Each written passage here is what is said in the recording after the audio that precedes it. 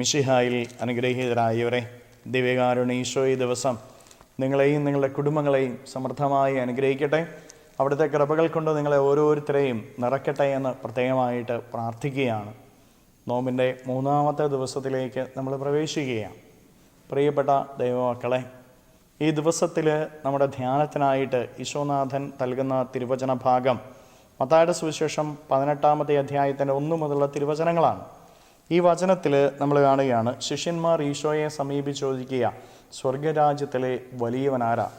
ഒരു ശിശുവിനെ ചൂണ്ടിക്കാണിച്ചിട്ട് ഈശോ പറയാണ്, ശിശുവിനെ പോലെ സ്വയം ചെറുതാകുന്നവനാണ് സ്വർഗരാജ്യത്തിലെ വലിയവനെന്ന്. പ്രിയപ്പെട്ട ദൈവമക്കളെ, ശിശുവിന് കണക്കുകൂട്ടലുകളില്ല. അവൻ എങ്ങനെ വളരും, ഉയർച്ച നേടും, പേരും പെരുമയും എടുക്കും എന്ന് അവൻ ചിന്തിക്കുന്നില്ല. ശിശുവിനെ പോലെ ആയിത്തീരുക എന്ന് പറഞ്ഞാൽ നിൻ്റെ വളർച്ചയ്ക്കുള്ള കണക്കുകൂട്ടലുകളൊക്കെ നിൻ്റെ ജീവിതത്തിൽ നിന്ന് മാറ്റുക എന്നുള്ളതാണ് അതിൻ്റെ അർത്ഥം. ദൈവഹിതത്തിന് നിന്നെ പൂർണ്ണമായിട്ട് സമർപ്പിച്ച് ദൈവത്തിൽ ആശ്രയിക്കുക എന്നുള്ളതാണ് അതിൻ്റെ അർത്ഥം. നോമ്പ് കാലം ദൈവത്തിൽ ആശ്രയിക്കാനുള്ള കാലഘട്ടമാണ്. ജീവിതത്തിൽ കുറവുകളുണ്ട്. ഒരു കുഞ്ഞിന് അപ്പൻ്റെ കൈ പിടിക്കാതെ, അമ്മയുടെ കരം പിടിക്കാതെ മുന്നോട്ട് പോകാനായിട്ട് പറ്റുകയില്ല. ഇതുപോലെ നിന്റെ ജീവിതത്തിൽ ദൈവത്തിൻ്റെ കരം പിടിക്കാതെ നിനക്ക് മുന്നോട്ട് പോകാനായിട്ട് സാധിക്കുകയില്ല എന്ന് തിരിച്ചറിയുകയും ദൈവത്തിന് മുമ്പിൽ ഏറ്റുപറയുകയും ആശ്രയ ബോധം വളർത്തുകയും ചെയ്യേണ്ട കാലഘട്ടമാണ് ഈ നോമ്പിൻ്റെ കാലഘട്ടം. പ്രിയപ്പെട്ട ദൈവമക്കളെ, എന്തുമാത്രം ദൈവാശ്രയ ബോധം നമ്മുടെ ഉള്ളിലുണ്ട്.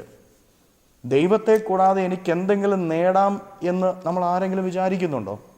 ഉണ്ടെങ്കിൽ ആ ചിന്ത മാറ്റുക.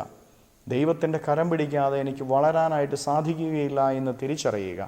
കണക്കുകൂട്ടലുകളെ ജീവിതത്തിൽ നിന്ന് മാറ്റിവെക്കുക. തുടർന്ന് വരുന്ന വചനഭാഗത്തിൽ ഈശോനാഥൻ പറയുന്നത്, ആർക്കെങ്കിലും നീ പ്രലോഭന ഹേതുവാകുന്നുണ്ട് എങ്കിൽ പ്രലോഭന ഹേതുവാകുന്നതിനെ വെട്ടിക്കളയുക, നശിപ്പിച്ചു കളയുക, മാറ്റിക്കളയുക എന്നുള്ളതാണ്. ചിലതൊക്കെ ഉപേക്ഷിക്കാനായിട്ട്, വെട്ടിക്കളയാനായിട്ട്, മാറ്റിക്കളയാനായിട്ട് നിനക്ക് സാധിക്കണം. നിൻ്റെ ശീലങ്ങൾ, നിൻ്റെ ചില ഇഷ്ടങ്ങൾ, നിൻ്റെ ചില ആഗ്രഹങ്ങൾ, അത് ദൈവത്തിൽ നിന്ന് നിന്നെ അകറ്റുന്നതാണ് എങ്കിൽ, ദൈവാശ്രയ ബോധത്തിൽ നിന്ന് നിന്നെ അകറ്റുന്നതാണ് എങ്കിൽ, പ്രിയപ്പെട്ടവരെ, അതിനെ നിൻ്റെ ജീവിതത്തിൽ നിന്ന് മാറ്റിക്കളയുക. എന്തൊക്കെയാണ് ദൈവത്തിൽ നിന്ന് നിന്നെ അകറ്റിക്കളയുന്ന ശീലങ്ങളും ഇഷ്ടങ്ങളും ആഗ്രഹങ്ങളും പ്രവൃത്തികളും എന്ന് പരിശോധിച്ച് അതിനെ നിൻ്റെ ജീവിതത്തിൽ ഉപേക്ഷിക്കാനായിട്ട് തയ്യാറായാൽ ദൈവകൃപ നിന്നിൽ നിറയും. അതുപോലെ തന്നെ ഈശോനാഥൻ പറയുന്നുണ്ട്, മറ്റുള്ളവരെ നിന്ദിക്കാതിരിക്കാൻ സൂക്ഷിക്കുക എന്ന്. പ്രിയപ്പെട്ടവരെ, ബഹുമാനിക്കുന്ന ഒരു സ്വഭാവം നമ്മളിലുണ്ടാവണം. മറ്റുള്ളവരെ തങ്ങളെക്കാൾ ശ്രേഷ്ഠരായി കരുതുന്ന മനോഭാവം ഈ നോമ്പിൽ വളർത്തിയെടുക്കുക. അതിന് വേണ്ടുന്ന കൃപ ഈശോയോട് നമുക്ക് യാചിക്കാം. കരങ്ങളെ യാചനയോടെ പിടിച്ച് ഈ ദിവസത്തിലെ എല്ലാ കാര്യങ്ങളെയും ഈശോയ്ക്കോട് നമുക്ക് സ്തുതിക്കാം. ഹല്ലേലൂയ. ഈശോയെ നന്ദി. Hallelujah, hallelujah, hallelujah, hallelujah, hallelujah. കർത്താവ് ഈശോയെ മക്കളെ ഓരോരുത്തരെയും സമർപ്പിക്കുന്നവരെ അനുഗ്രഹിക്കണമേ, ആശീർവദിക്കണമേ.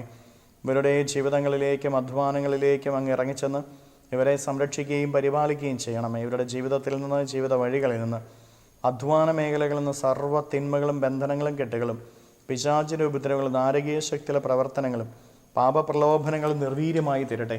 എല്ലാ തടസ്സങ്ങളും ഇവരുടെ ജീവിതത്തിൽ നിന്ന് വിട്ടുമാറട്ടെ. എല്ലാ തിന്മകളും ഇവരുടെ ജീവിതത്തിൽ നിന്ന് തകരട്ടെ. ദുഷ്ടതയുടെ കെട്ടുകൾ അഴിയട്ടെ. Hallelujah, hallelujah, hallelujah. ഈശോയെ ഇവരെ ഓരോരുത്തരെയും അനുഗ്രഹിക്കണമേ, ആശീർവദിക്കണമേ. ഇവരുടെ ജീവിതങ്ങളിൽ അങ്ങയുടെ കൃപ നിറയട്ടെ. ഹല്ലേലൂയ. നിത്യം പിതാവും പുത്രനും പരിശുദ്ധാത്മാവുമായ സർവേശ്വരായ എന്നേക്കും ആമേൻ.